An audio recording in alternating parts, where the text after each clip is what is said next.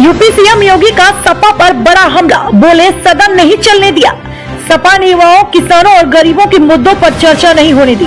59,000 करोड़ से अधिक का अनुपूरक बजट विधानसभा से पारित। सीएम बोले जन कल्याण की योजनाओं पर विपक्ष ने किया हंगामा।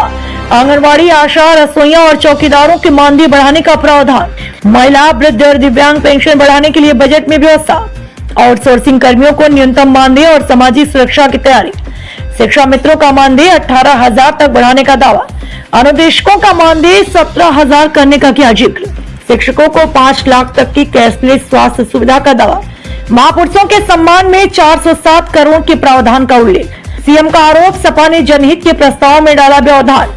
सपा का रवैया लोकतांत्रिक और संवैधानिक मूल्यों के खिलाफ। सीएम बोले डबल इंजन सरकार विकास की रफ्तार नहीं रुकने देगी। बिना रुके, बिना डिगे, बिना थके जनता की सेवा जारी रहेगी। संजय कुमार गौतम। युवाओं के एम्प्लॉयमेंट के लिए, उनकी स्किलिंग के लिए, अन्नदाता किसानों के लिए कोई नई योजना घोषित हो सके, गरीबों के कल्याण के लिए कुछ नए कार्यक्रम आगे बढ़ सकें और महिलाओं के सम्मान और उनके स्वावलंबन के लिए भी कुछ अतिरिक्त प्रयास आगे बढ़ें। इसके लिए हम लोग 59,000 करोड़ रुपए से अधिक की अनुपूरक बजट को भी लेकर के आए थे,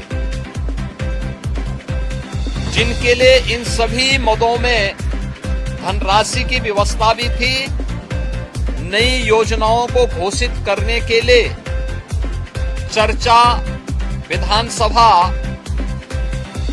में हो सके, इसके लिए उन कार्यक्रमों के साथ हम लोग आए थे।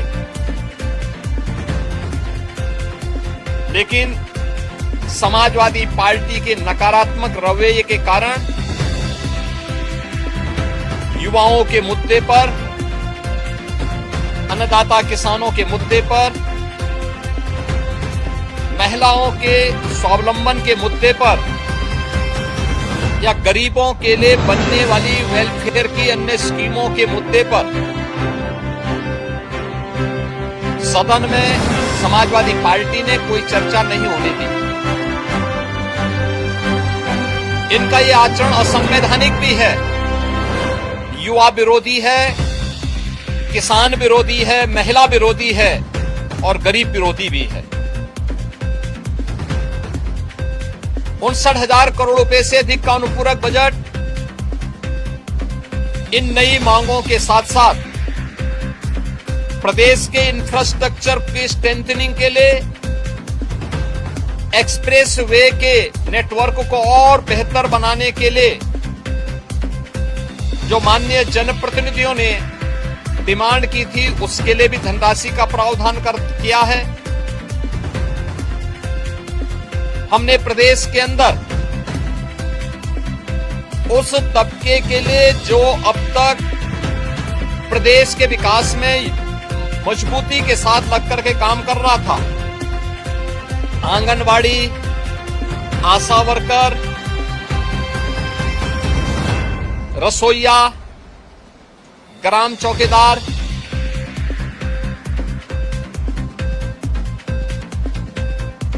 आपके कोटेदार, इन सब के साथ साथ उस हरेक तबके को छूने का प्रयास किया था जिनके मानदेय बढ़ने हैं। निराश्रित महिला पेंशन, वृद्धावस्था पेंशन, दिव्यांग जन पेंशन में भी वृद्धि हो, चर्चा हो। जो लोग अब तक इन योजनाओं से जुड़ नहीं पाए थे, उन लोगों को जोड़ने का प्रावधान हो। इन सब पे सदन में चर्चा हो। लेकिन समाजवादी पार्टी का नकारात्मक रवैया सदन में और माननीय सदस्यों के द्वारा उठाए जाने वाले इन महत्वपूर्ण मांगों को मजबूती के साथ आगे बढ़ा सके, इसमें रुकावट बनी। लेकिन उस सब के बावजूद विधानसभा ने सप्लीमेंट्री डिमांड को पारित किया है और पारित करने के साथ ही बहुत शीघ्र इन सभी तबके के लिए, मैंने जो कल भी कहा था कि उत्तर प्रदेश सरकार ने आउटसोर्सिंग कमीशन का गठन कर दिया है, एक न्यूनतम मानदेय